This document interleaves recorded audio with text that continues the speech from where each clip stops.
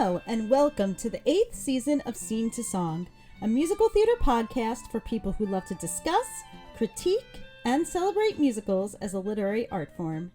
I'm your host, Shoshana Greenberg, and each episode I'll bring on a guest to talk about a musical theater writer, or a topic or trend in musical theater. And it's time for the season finale live show. The date is set for Monday, December 22nd at 8 p.m. Eastern Time. And as usual, we'll have an assortment of guests from this season to chat about musical theater and this season's episodes. The video will stream directly to Scene to Song's new YouTube page, so head on over to Scene to Song on YouTube to subscribe. If you have a question or a comment, we'll respond to it during the show. You can email scenetosong@gmail.com. You can watch the show live on December 22nd and comment on the video. And the most fun way to participate, you can call in directly during the show and comment or ask your question on the air. My guest today is Jordan Ealey. Jordan is a multidisciplinary Black feminist scholar artist and an assistant professor in the Department of Black Studies at the University of Rochester. They are currently at work on a manuscript on Black women-created music theater as Black feminist theory. They also co-host and co-created Daughters of Lorraine, a Black feminist theater podcast, which is supported by HowlRound Theater Commons. They earned a BA in Theater and English from Wesleyan College and an MA and PhD in Theater and Performance Studies from University of Maryland, College Park. We're going to talk today about Zora Neale Hurston's anthropological musical, Polk County.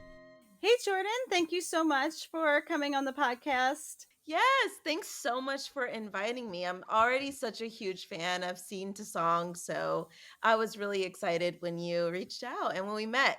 Great. I'm so glad. Yeah, we met at the Stage Truck Musical Theater Conference, where I met so many amazing musical theater scholars and just people who love musical theater. So I'm so glad to have you come on the podcast to talk more about what you're studying and researching and working on. But before we get to that, I'm going to start with our get to know our guest questions. So what was your first experience with a musical? So my very first kind of live musical theater experience was I went to go see Crowns by Regina Taylor at the Alliance Theater.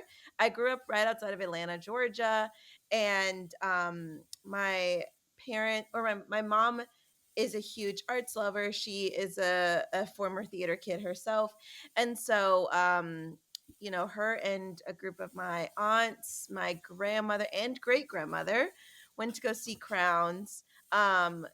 My family's also very well known for like our hats, like church hats and stuff like that. And so that musical was really interesting for them. And so yeah, I remember going to see Crowns. I was quite young, so I don't remember exactly, like I didn't remember the whole narrative and everything like that. But like when my grandma was telling me about, I like found a picture of us all at the show, and my grandma was like, "Oh yeah, you were like enamored with everything. You were just like in it. You were watching. You were hanging on to all their every word." And I'm like, sounds like the theater kid that I grew up to be. And then my other kind of big one, I think it was kind of the same year, Chicago, the movie musical came out. Mm-hmm. And I was obsessed. Was I too young to be watching Chicago? Yeah, I was.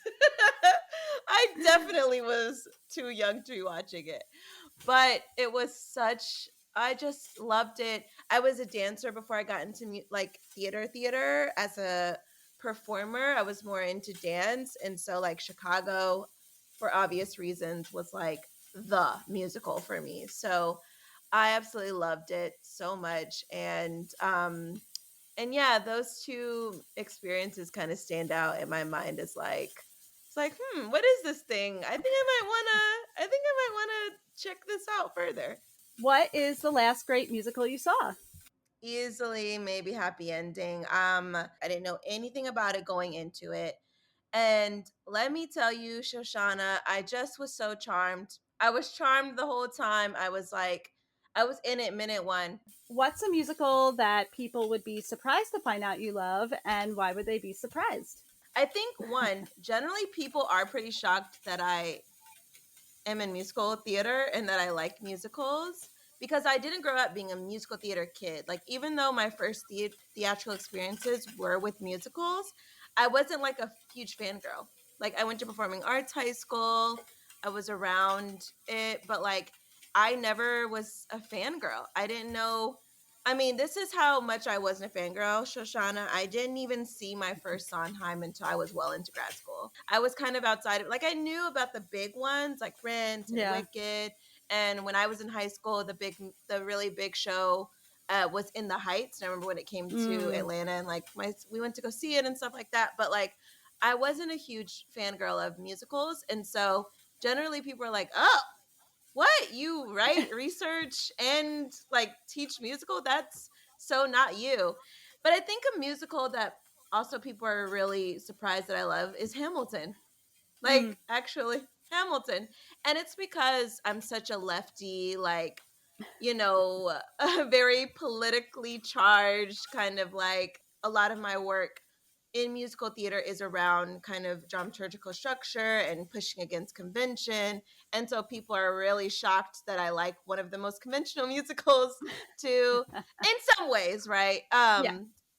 But like, structurally speaking, it's a pretty, like, it kind of follows, I think, a lot of conventions that we are familiar with in musical theater. And Yeah. folks are really shocked that how much I love it. But it was probably one of the most like impactful uh like scores I've ever listened to. I was just like, it kind of started me on my trajectory of like, maybe I should go back to musical theater. Like, maybe there was something there.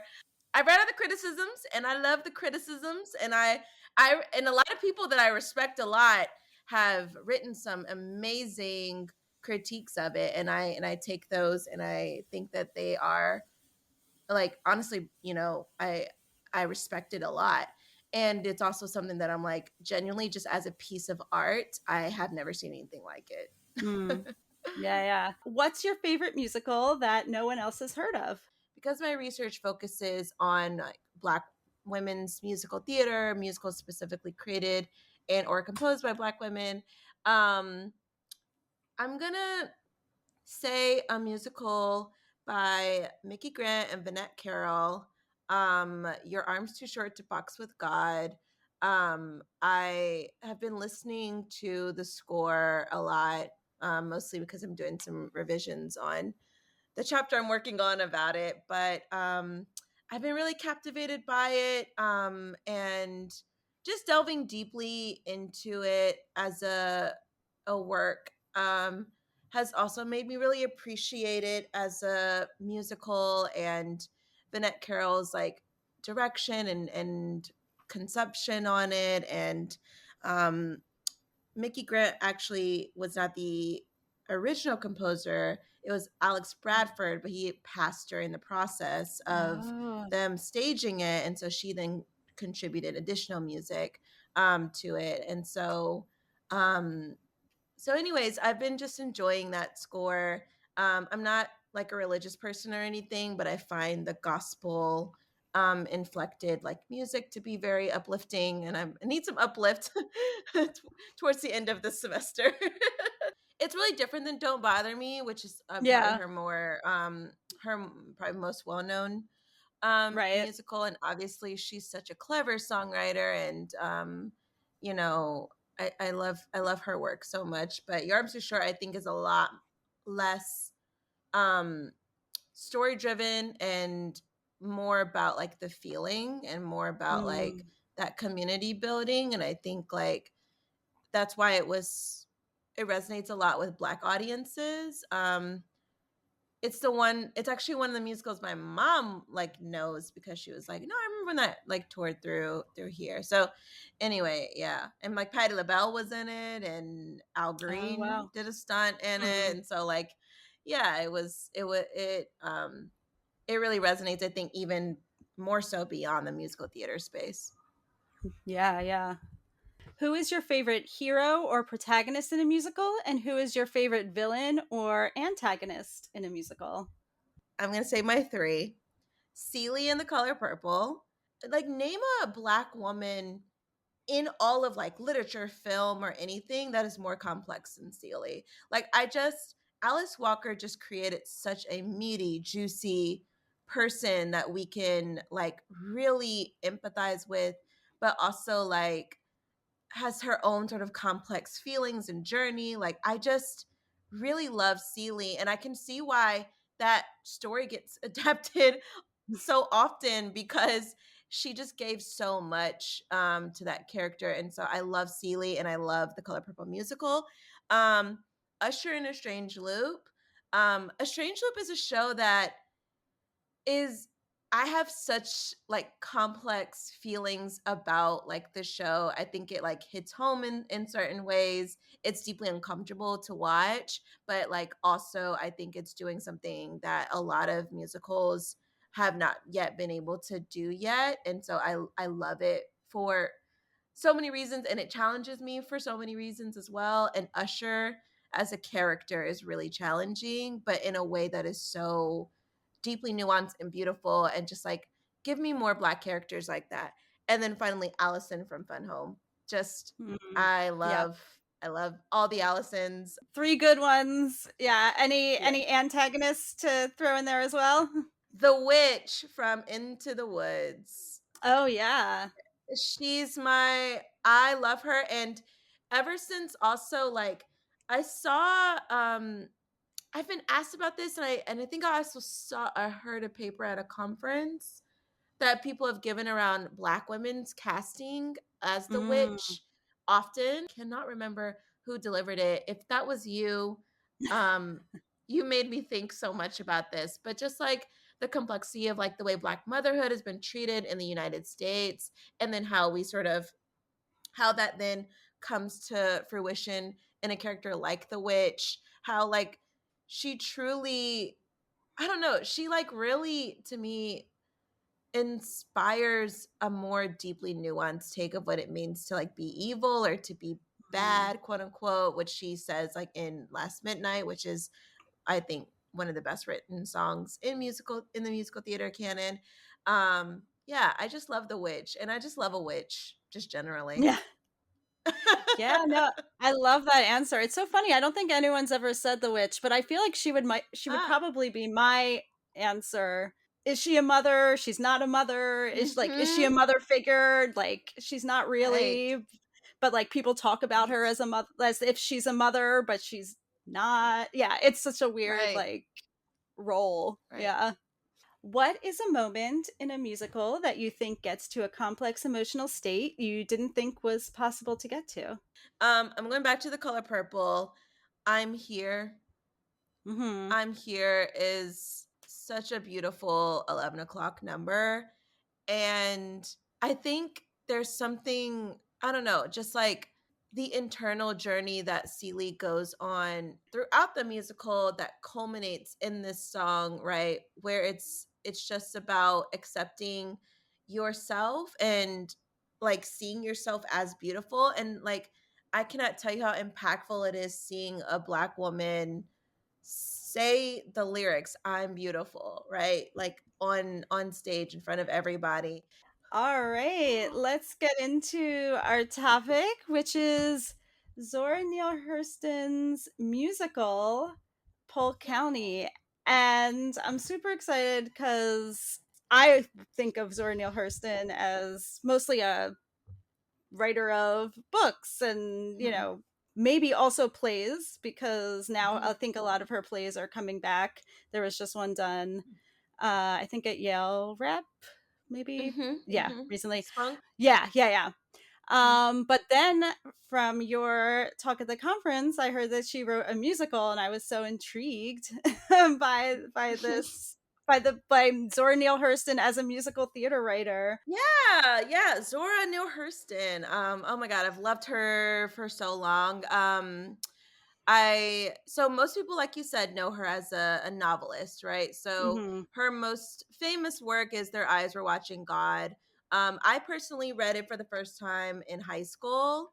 But most people will read it either in high school, maybe college, like literature classes. And then she also was known as an anthropologist and folklorist. And so some people also might know her from her book Mules and Men, which is one of her kind of anthropological studies. And then she has an autobiography that has made its way, especially for those who like study English, Dust Tracks on a Road. And so those are kind of her big works that people might be familiar with if they're familiar with her as a literary figure, but also an anthropologist and folklorist. Born in Natsuga, Alabama, moved to Florida with her Eatonville, Florida, with her family when she was young. Grew up in a kind of working class Black community there. Went to Howard, went to Barnard, and became this kind of figure of the Harlem Renaissance, linked up with folks like Langston Hughes, W.E.B. Du Bois, and really kind of had this, I call her the Harlem Renaissance woman, right? She did it all. She truly did it all. And so most people, because they know her as this kind of literary figure, her work in theater doesn't really get started. And actually, one of the books I read for my research, Wrapped in Rainbows, by Valerie Boyd, I'm looking at it right now because I just keep it on my desk at all times in case I just need to look at it. And in the book, I read about Zora Neale Hurston actually got her theater career started because she was a costume girl for Gilbert and Sullivan Repertory Company in Amazing. Baltimore. Yeah, yeah. And so she kind of started doing costumes for Gilbert and Sullivan, and got some experience doing theater there. And then she started writing plays, which is kind of how she got involved with kind of the Black literary intelligentsia in DC, then eventually Harlem. And she had her play Color Struck, won the a playwriting contest in the magazine Opportunity. So yeah, that's kind of a little bit about us. Oh, and Zora Neale Hurston, she was also an archivist for the Works Progress Administration. Um, and so like in the 30s with like um, the federal project became, you know, uh, the program that supported a lot of artists. Um, Zora Neale Hurston was involved with that. At one point, she was also running a theater program at a college in Florida. I mean, she just did so many things. Like, I want to say like random thing. Like she just like randomly just popped up places, right? Like, Yeah. and No, was it's deeply involved in shaping Black theater in the United States for sure. yeah. Wow. Yeah, it's so funny because I know my embarrassingly I've not read any of her books. Will will change that at some point soon, Yeah. but I knew of her mainly because I am a Barnard alum, and at Barnard, she was like one of Yeah. our big tentpole alums that was always talked about, like always brought up. And I remembered like one history professor of mine saying something because she had like started grad school. Was it at Columbia? I'm not sure. She like Like, started yeah. Mm-hmm. grad school and was like working toward that, but I guess left for whatever reasons. And the Mm-hmm. history professor saying like, but it's probably that she probably, that her personality was more suited to like, as you said, like just pop, like doing a lot of different things and like not being Mm-hmm. tied down to like Mm-hmm. academia. And Mm-hmm. that really spoke to me. I don't know why I've always remembered this professor saying that at Mount Zora Neale Hurston. But where does this musical sit like within her, like had she written the plays first or and then kind of moved into writing this musical, or yeah, where does this sit within her theatrical body of work? So Polk County is one of her later um musicals or plays, theatrical texts. So Color Struck is one of her first, which is in 1925.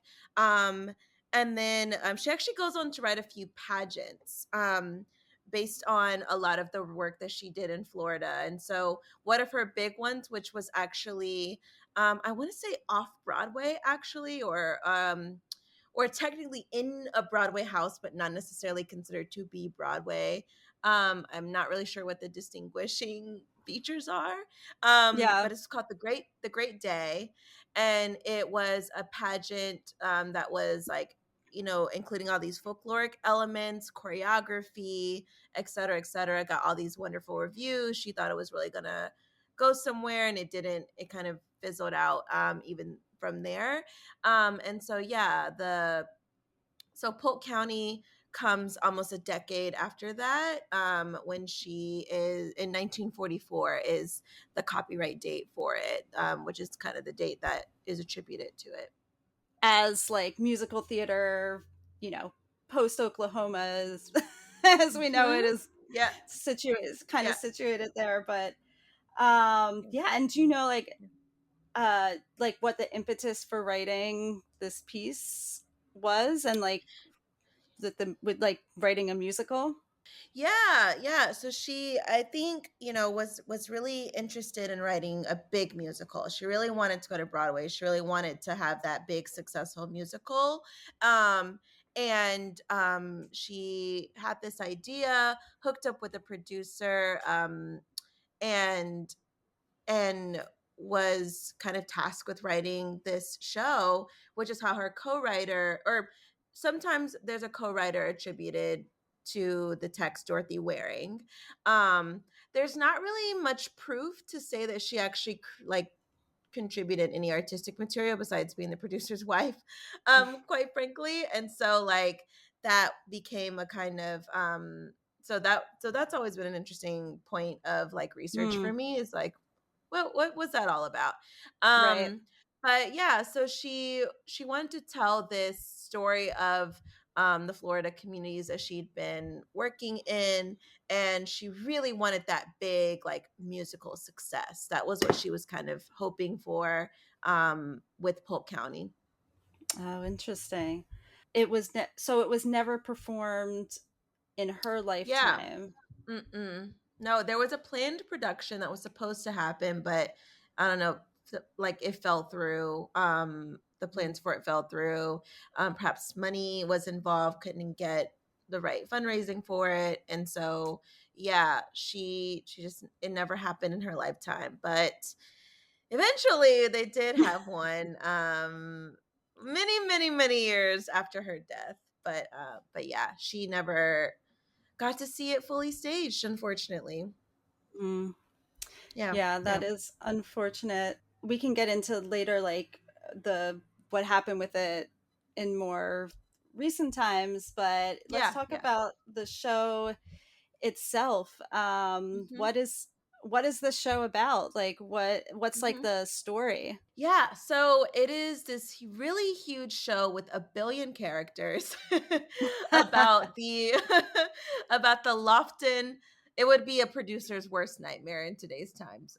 But it is about the Lofton Lumber Mill in Polk County, Florida, and it is telling this, it's kind of like, to me it feels like this very like slice of life show, which is kind of like showing a couple of days in like the real lives of the personal lives of these community members. But kind of, if you really had to like identify the major story, the kind of new character who comes into the musical is Leafy Lee, who is a mixed race Black woman who is wanting to learn to sing the blues. She wanted to learn blues music. And Zora Neale Hurston had identified Polk County, and other Southern communities like it, as a place in which the blues is kind of authentic, right? Zora Neale Hurston's entire shtick was around the search for authenticity, how to create authentic spaces, how to preserve elements of authentic Black culture. And so it's really fitting that Leafy Lee is this kind of outsider that comes into this space to learn from the community members. We also have I identify Big Sweet as kind of the closest thing to a protagonist in the musical as well. She's kind of the leader of the community. She's actually based off of a real person named Big Sweet that Zora encountered in her research in Florida. And Big Sweet is she's the one that takes Leafy Lee under her wing. She has a love affair with Lonnie, and she encounters some trouble with the only white character in the play, the quarters boss, who tells her, like, she has to leave because she is causing trouble around the camp. And so, yeah, it's not really a kind of straightforward, like, we follow one character and their sort of journey thing, but it's rather kind of like, let's tell the story of this community and like filter it through these like different perspectives. There's another woman, Dicey, a character that is like kind of the main antagonist. She does not like Leafy Lee. She has a problem with Big Sweet, and she is known for being knife wielding, which is why her name is Dicey. and and and causes a lot of trouble around the Lofton lumber mill as well. Interesting. So I know it's in 3 acts. Do we have a sense? I mean, there's a script and it's been performed, but this how long it was. I'm just thinking like all these characters and all these like what was the was it like this epic like evening at the theater? Oh yeah, if it was performed in its original thing, I'm sure that thing would have been like 3-4 hours. I mean, it's a long script. Wow. And it's a lot of characters. It's just like a lot going on. The one that eventually became the script that was performed in the late 90s and 2000s is a more truncated version, but definitely the 3 acts, script was quite a feat, if you will. Yeah. I mean, I feel like 3 acts was just so much more common at that time, so people would write with that. But nowadays, nobody wants 3 acts. So. And no, there's too many other distractions. Are there recordings of the music from the show? What is the music like?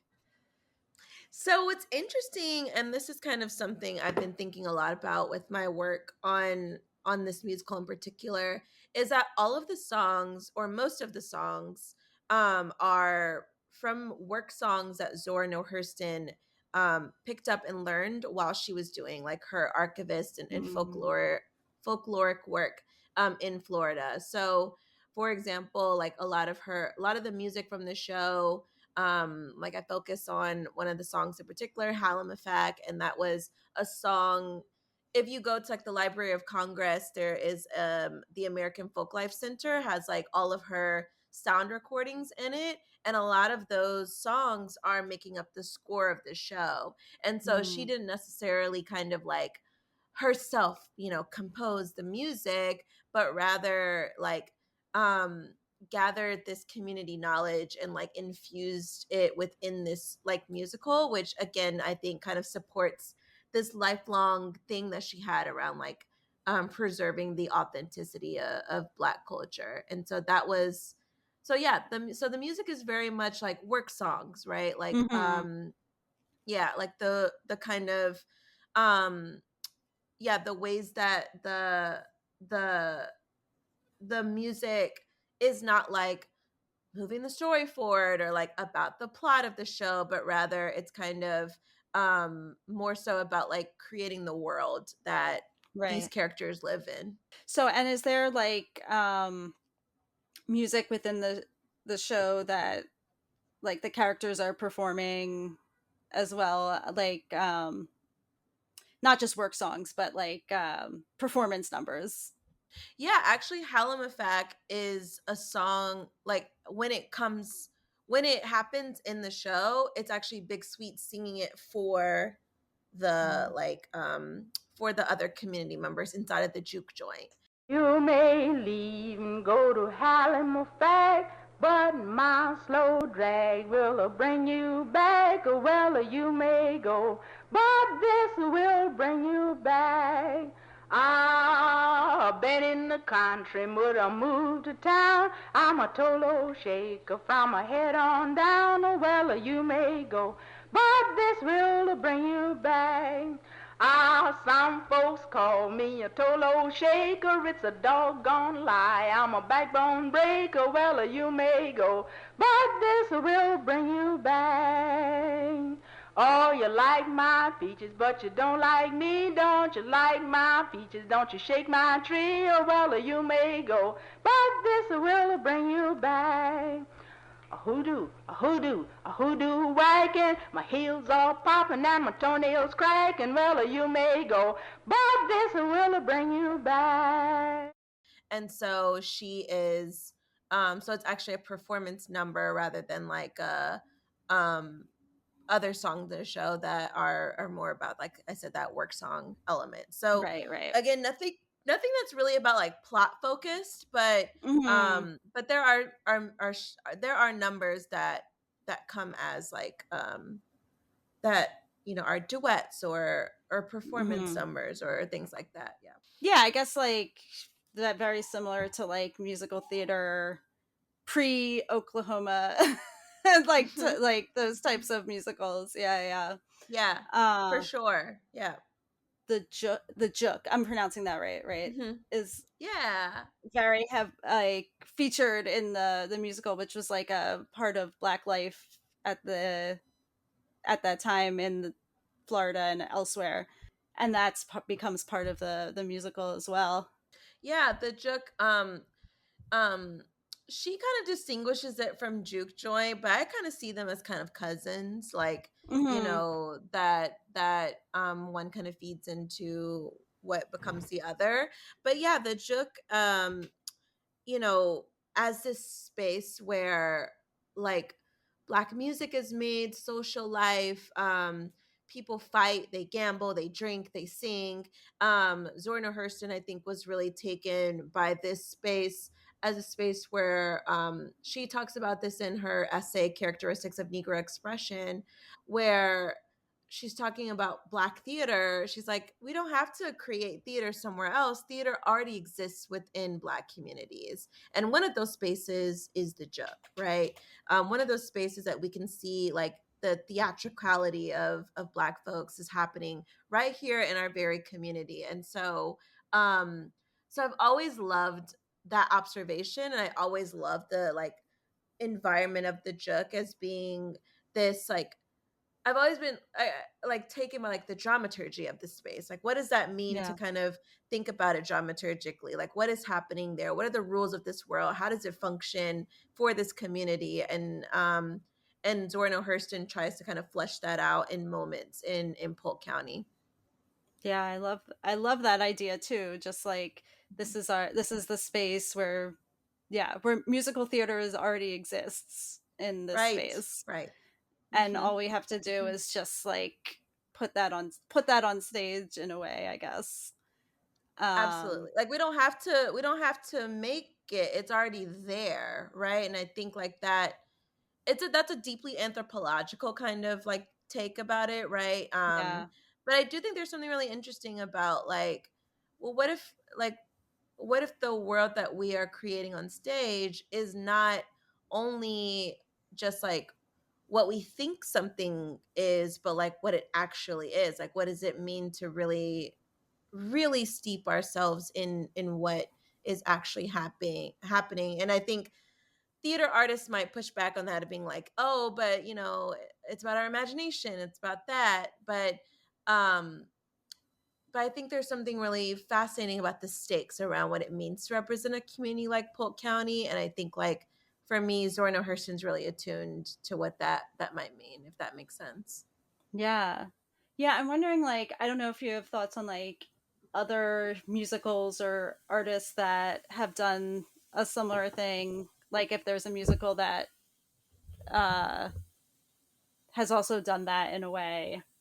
I mean, I guess a lot of musicals that have performance aspects kind of do it, but yeah, I'm trying to think too, but I don't know. Yeah, I guess weirdly, I'm like, what? Yeah, I mean, weirdly, the first thing that came to my mind, just like a completely different culture, is like the bottle dance in Fiddler on the Roof. How like they they like went to a wedding, like they went to like an Orthodox wedding to like look at what they like the dances, and like that dance they took that and like put it on. I wonder if that's like kind of a similar idea, Yeah. like what, like just something that's in the community and like bringing it onto the Yeah. stage. Just that moment, at least. Obviously, Fiddler is constructed, but Yeah. generally, but Yeah, no, that's a really good example. Oh my God, that's such a good example. And what I find so unique about Polk County, which is what like drew me to it as a piece to study, was the like challenging this idea around like innovation, constant innovation, right? You have to be the next, you have to make the next great piece of music. You have to like create something that is just like totally unique. And this like clamor for uniqueness, one, it usually is not unique because it's coming also from somewhere, because we are people who live in the world and we are constantly being inspired by our environments and that shapes the things that we make. Um but also like yeah, when this push for innovation, like it misses, I think, what is also already unique about our world and about the communities that even shape us that we grow up in. And so I think like that's why I was drawn to Polk County, because it, I think, challenges and unsettles this idea of like a fully composed score that is so, what if the music is found? What if the music is created together in collaboration with like the folks that you make it with? And so I think that is, we tend to, I think, like really fetishize like people who are able to just like create fully things like from their own mind. And I think I've always been really fascinated with Polk County about like, it's not really a jukebox musical, right? But it's really kind of like a jukebox musical. I don't know. It's I think there's something really fascinating about thinking of it outside of the convention of what songs are allegedly supposed to do within musical theater. And so I don't know that I don't know that we could do that now. Like I don't know that there is a space for that in musical theater. But I would love to be proven wrong. Maybe I just haven't encountered it yet. But I haven't yet. I haven't yet seen it. yeah. Yeah, it was interesting because I first, when you were talking about it, I was like, yeah, it kind of sounds like what we would call a jukebox musical, but just Mhm. like songs that exist in the world, and then like uh putting, well, this is a jukebox musical, is songs that exist in the world, and then you put like a story around using those use those songs in a story. But Mhm. this is different in a way, I guess, because it's kind of like the story and the songs are both coming from the same world, um, Right. which Right. in a jukebox musical, I mean, I guess you could say like the bio musicals are sort of like that, but Yeah. in that Yeah. they come from the same world. But this is not telling a bio. I mean, this is not that either. So Yeah. it's not Yeah. telling the It's just like story of like how these. This is not the story of the people that made these songs. This is just like how the songs right. like exist in the community. Right. Exactly. And so I think that is why I think it's just like I don't. It's like kind of there is something kind of unique about the story form that she's trying to create here that feels like intangible in many ways of trying to describe what it is. But like yeah, I haven't seen it in our contemporary music making practices. And I because I also don't know if music happens the same way that it used to in that way.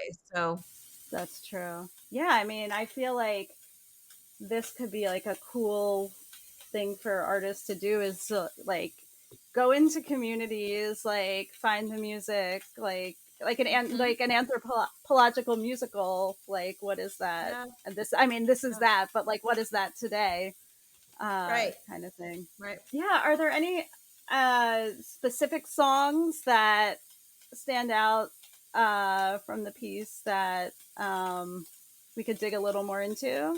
Yeah. So one of the songs that I write about and I've presented on a few times is called Wake Up Jacob. It's one of the songs it's the very first song in the show, and it feels, in many ways it kind of feels like a typical opening number of a musical. Like it's like, wake up everybody, it's time to go to work, and that's is essentially the song. But what I find interesting about the recording of Wake Up Jacob is, the way that, one, Zora talks about, not in this recording, but in another recording, she talks about how she learns the song.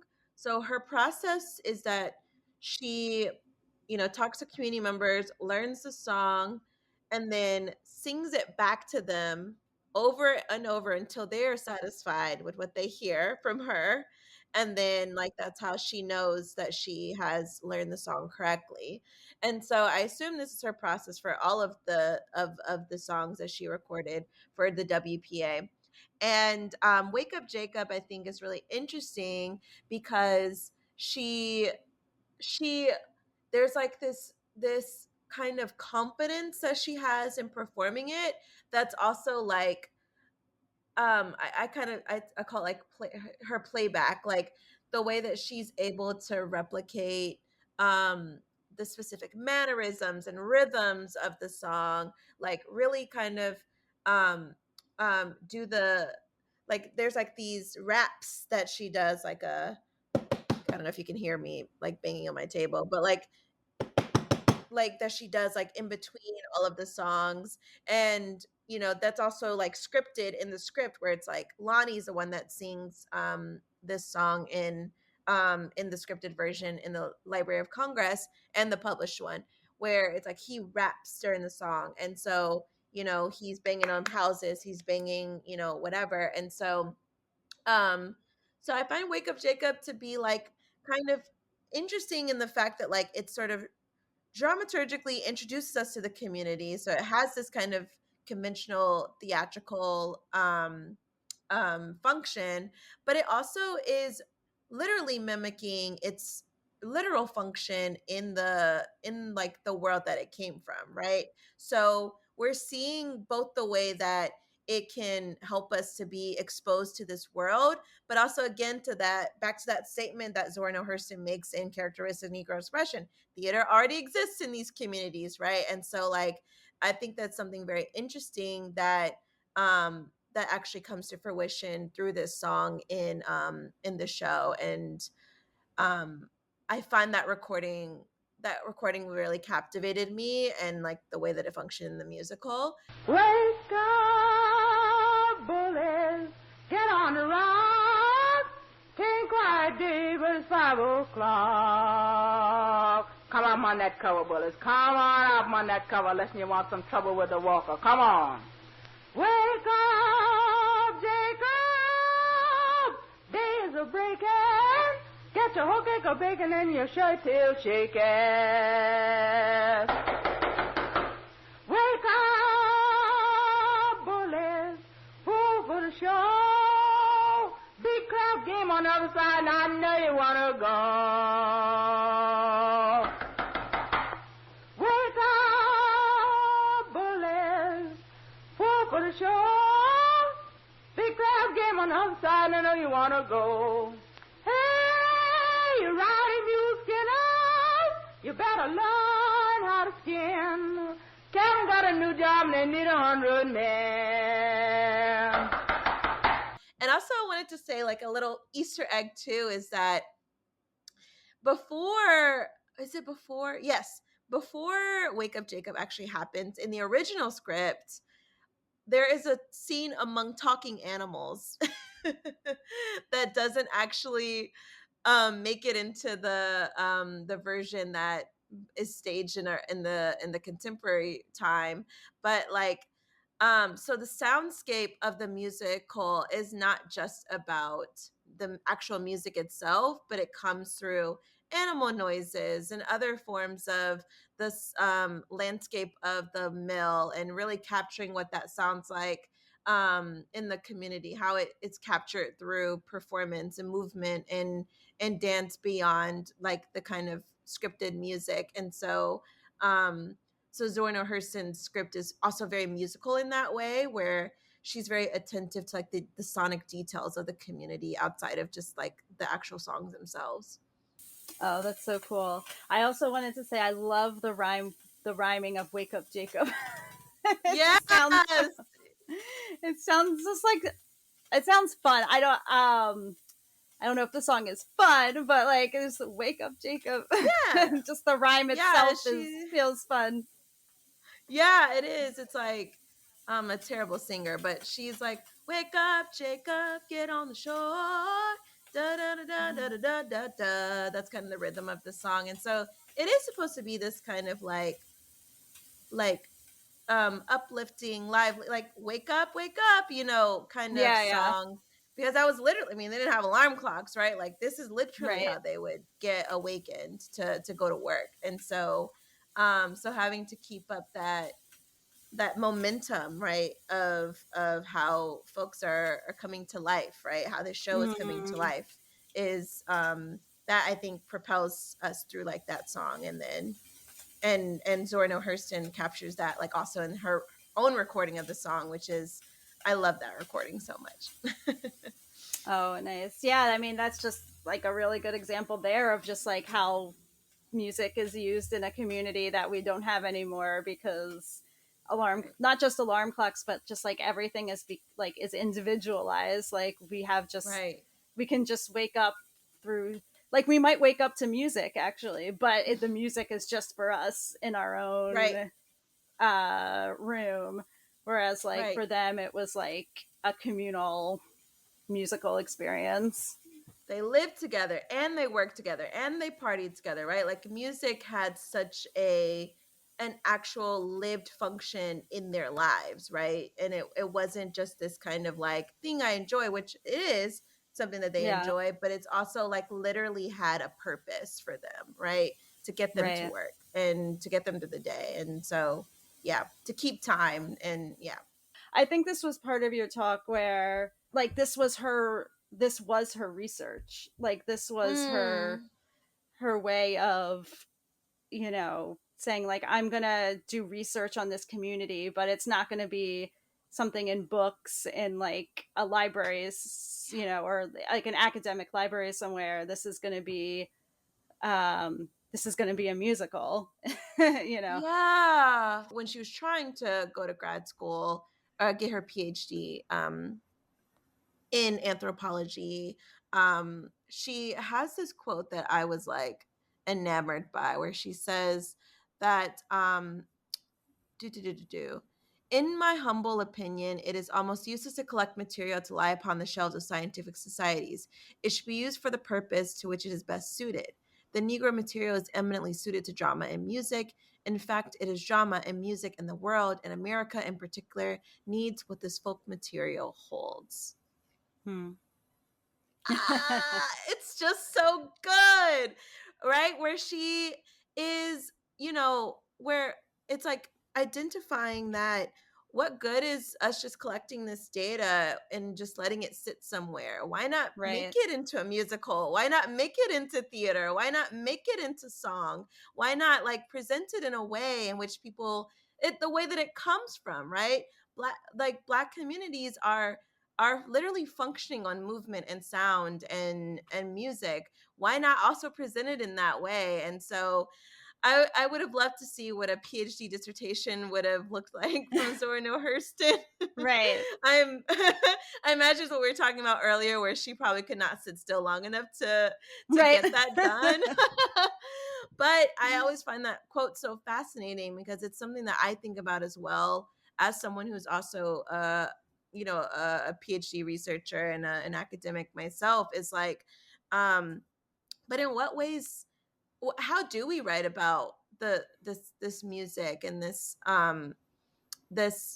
material that we find in these like very embodied ways? Like, how do we communicate it in a way that also like that also embodies those same like conditions upon which it came? And so so I always think about that. You know, if you read my work on Zora, it's not necessarily kind of a straightforward history. It's more kind of a performative engagement with her work, because I want to try and give credence to the way that she was discovering the material and writing about it. And that doesn't necessarily always lend itself to like this kind of like deeply historical, like historical treatment. Like sometimes it's a lot more secretive. I don't know. My whole thing with her is around secrets. So Right. I remember from your talk. Yeah.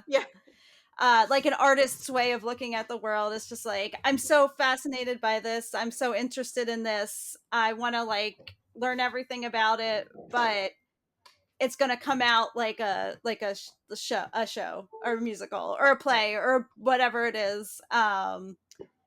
Because that's like my mode of expression kind of thing. Feels like an artist perspective on that. For me, I think she was really kind of an artist first. If that's Mm-hmm. that may be controversial from an anthropologist out there who are like, no, she's ours.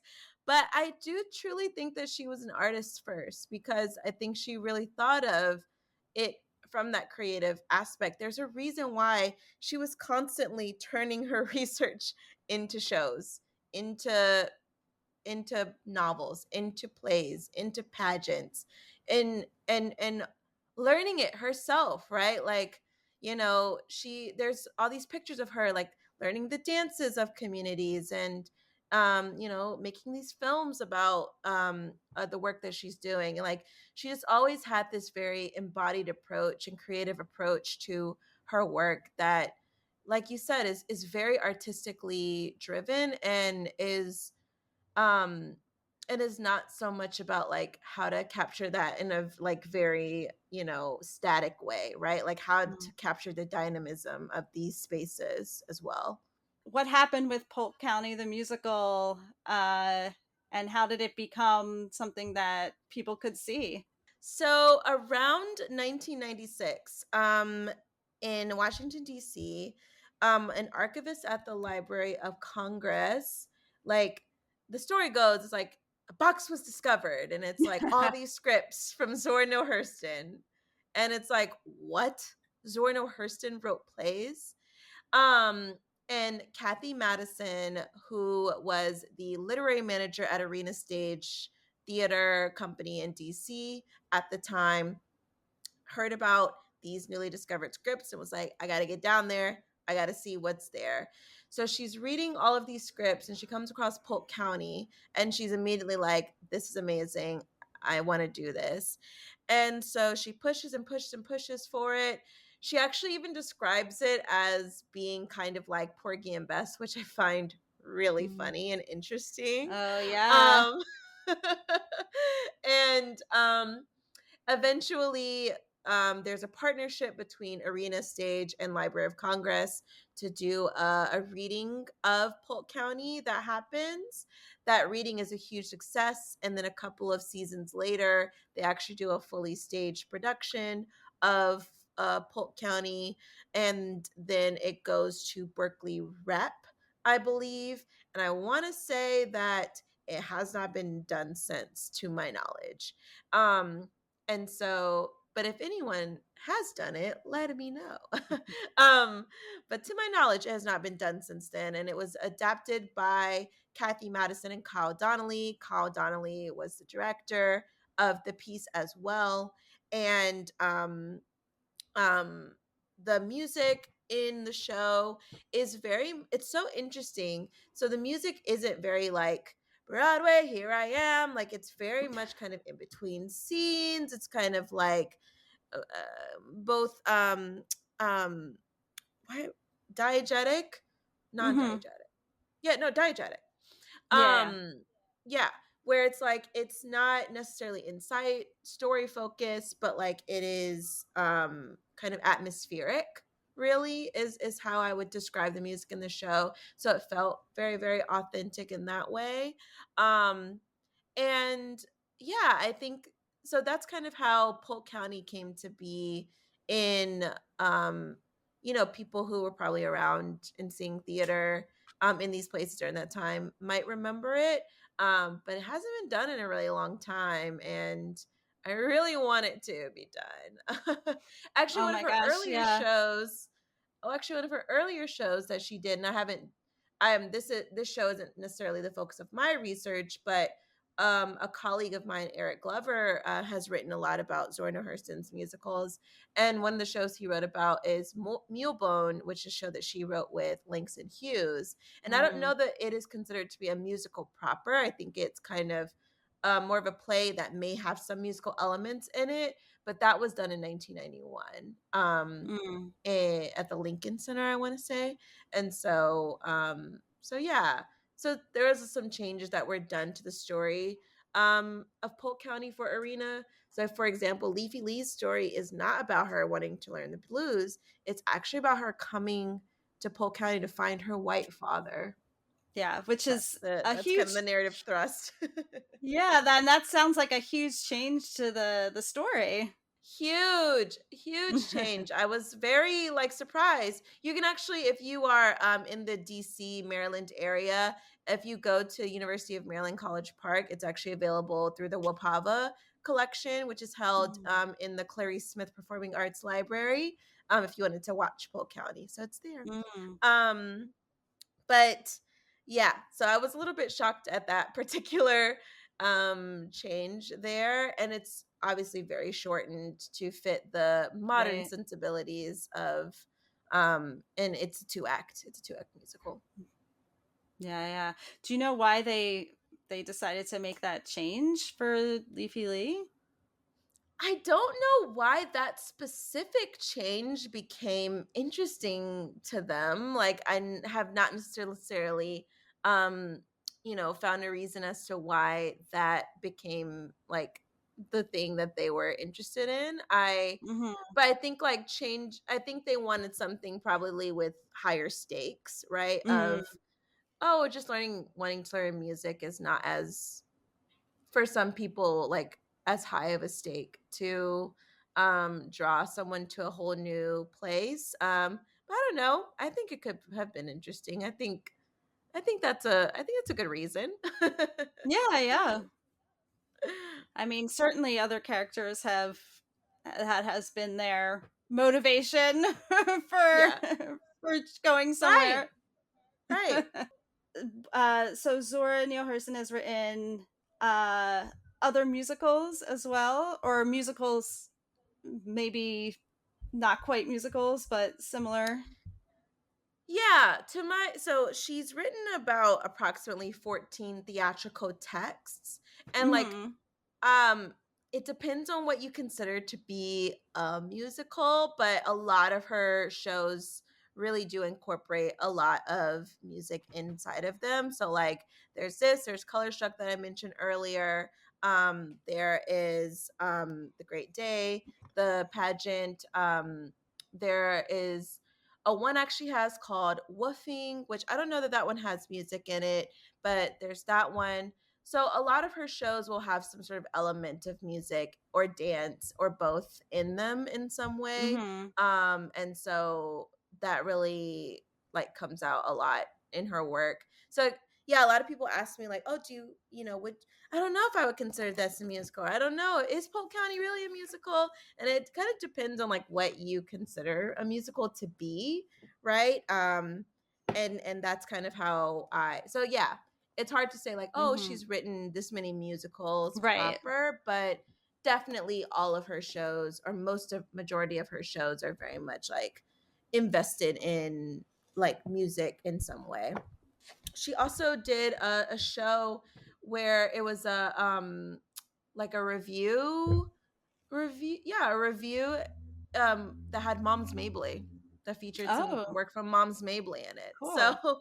So she was just doing a lot of kind of variety type shows, pageants, cabaret style things that would incorporate these elements of music and dance in them. I'm also curious, you mentioned Porgy and Bess, and there was a kind of reference to it, but that she had specific feelings on Porgy and Bess. And I just thought it would be interesting to talk about her thoughts on that, just as what her kind of look at that show and just Mhm. like musical, like that kind of musical theater in general. Yeah, she was not fond of Porgy and Bess. Truly. So her co-writer, there's a letter that her co-writer Dorothy Waring writes to her, and she asks her, like, can this music, can we have a bit of a more of a Gershwin-esque feel to it? And Zora writes back and says, you don't know what the hell you're talking about. And like and I think Porgy and Bess, right, is this kind of, folks hold it in high regard, right, as this kind of like big black piece of music theater, right, even though it was not written by any black people. And although Eva Jesse was the original music director on Porgy and Bess, and she was a black woman and contributed a lot to the music of it, so like we don't want to erase her contributions, but most people are not actually attributing it to Eva Jesse. They're Right. attributing it to the Gershwins, right? And that kind of sound. And so Hurston is really, she really does not jive with it at all. I think she sees it as inauthentic, right? She's really very much because the whole thing is like they went down into these black communities and they kind of did the opposite of what Hurston did, right? Is kind of like extract from those communities and then like create Porgy and Bess to like, create this big black show using all of these things that they gathered from these black communities. There's a specific thing that she says around the sound where she's like, I wasn't really all that impressed with it, right? Mhm. In particular, a lot of people will be like, oh, we know that it may be problematic, but oh, that Gershwin sound. And Zora Neale Hurston is like, I mean, really, I'm not really all that impressed with it because it's not Mhm. necessarily coming from this place, that this authentic place, right? Where she was definitely a lot more invested in how to preserve like these authentic black sounds. Like, for example, she talks like the Fifth Jubilee singers, and even though she's like, yeah, all this choral sounds, that's not necessarily, where's that coming from? Is that coming from black communities, or is that coming from a place where people want black people to sound? And so the idea of white people kind of appropriating like black sound for like those ends that were not necessarily representing the communities, like she was not at all Right. interested in that. She says Gershwin's Porgy and Bess brought to a head that which had been in the making for at least a decade.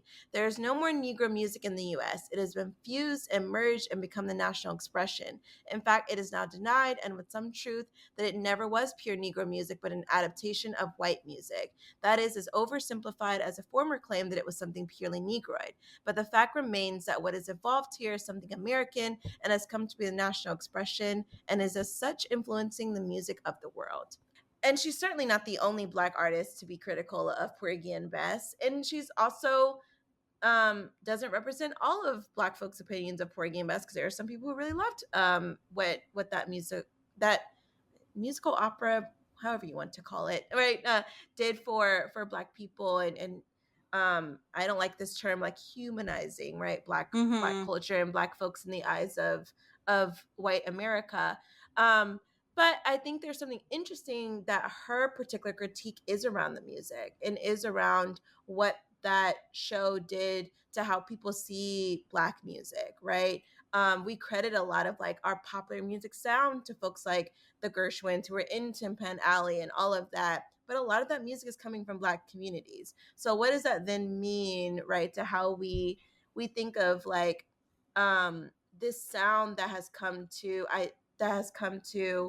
be overly overly come to represent how we hear blackness in music theater, and even jazz standards, right? Like half of jazz standards are from Porgy and Bess, right? Right. And like, and so what does it mean that we've had all this go back to that sound, but that sound itself is like a cultural cultural extraction and like potentially exploitation of the communities that have not necessarily been credited for that music. And so I think Zora Neale Hurston is like really wanting to get to the meat of what that actually meant in the lives of Black people. Yeah, I definitely hear in that quote, like, not just that I don't like this, but like this is kind of dangerous in a way. Yeah. Right, exactly. Yeah, and it does seem like a lot kind of flowed down from Porgy and Bess into our musical theater today, whereas like it could have flowed down from Polk County. In Perhaps you're another, right. in another, if things had gone differently or been Right. different. Yeah. Also, theaters, if you're listening to this, do Polk County. Take a chance. Do Polk County. Yeah, I would love to see it. I really want to see it. Yeah, And me too. Yeah. Well, live. I watched a recording many times, but definitely want to see it live. The full 3-act original version. Be brave. Be brave. Cool. Let's move on to our next section. Why is this so good? I'm really excited. We're going to talk about the song Sweet Chitty Chatty from the Bubbly Black Girl Sheds Her Chameleon Skin by Kirsten Childs. So why did you pick this song for Why Is This So Good?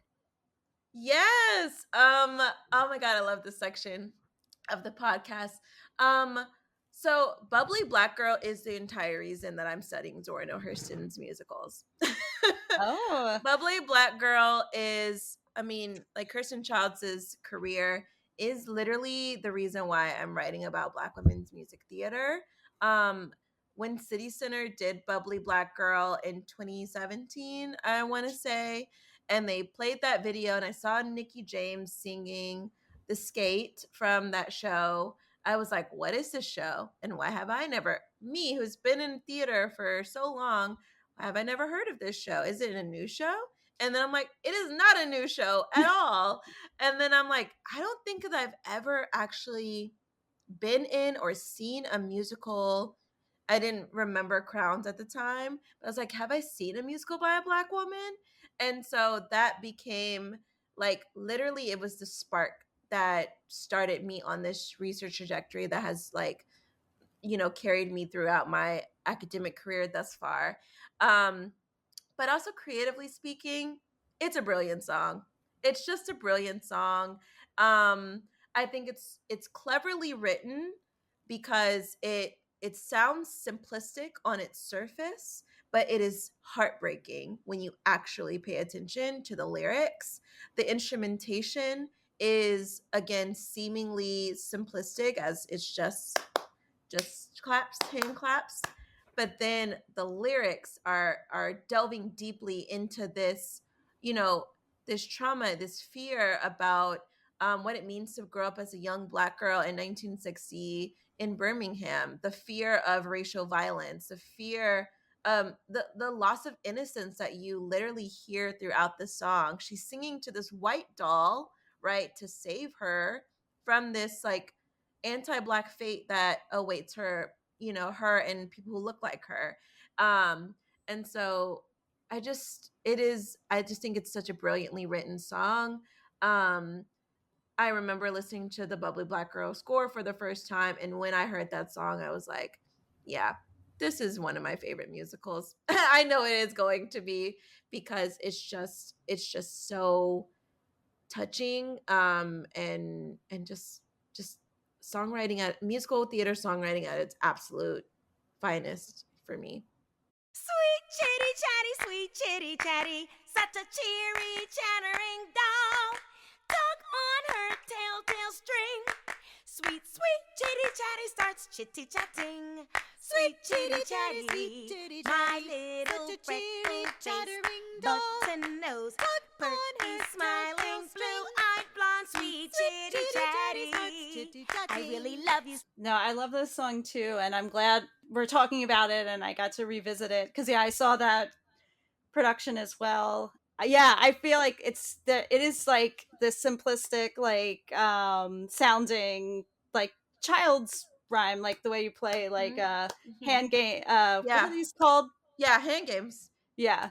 But yeah, there's the doll aspect. I feel like there's the whole doll aspect of it, and then like the whole like they killed, they blew up 4 girls that look like me aspect of it. The church bombing, and because like these really like hard hitting lyrics come out of this like fun fun game where it's like, well, there's that line that it's like they're talking to the doll, and I don't have the lyrics in front of me because I don't think they're written out online, but how like you never frown or something like. Oh yeah, and though my skin is brown, you don't frown. Yeah, like yeah. How like that? There's like that kind of relationship with the doll that like you're white, but you're not a white person. You're just a white doll who like accepts me. Yeah.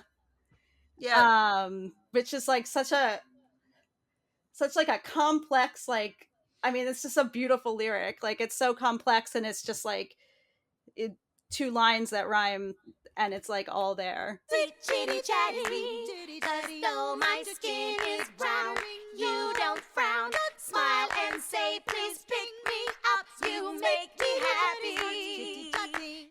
The one that gets me in that same vein is when she and the others are singing Chitty Chatty, save me, tell me why the world's so crazy, tell me why it has to be, men throw bombs at kids like me. Yeah. Oh, gut wrenching. Like just that hard hitting truth. And it comes so unexpectedly in this, like in certain places in the song. Like you're just like jamming along, and then you're like, whoa. Yeah. And obviously LaShawn's is singing it beautifully too. So that really helps.